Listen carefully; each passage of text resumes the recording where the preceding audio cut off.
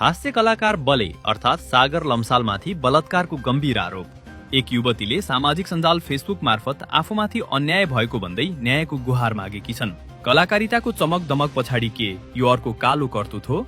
ती युवतीका अनुसार बलेले आफूलाई विवाहको प्रलोभन देखाएर वा अन्य प्रभावमा पारी बलात्कार गरेको दावी गरिएको छ।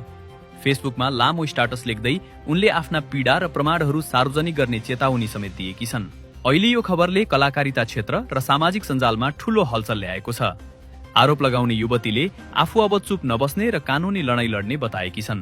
यता सागर लम्साल बलेको तर्फबाट भने अहिलेसम्म कुनै आधिकारिक धारणा सार्वजनिक भएको छैन। सत्य के हो त्यो त छानबिनपछि नै खुल्नेछ। तर यो आरोपले बलेको छविमा ठूलो धक्का पुर्याएको छ।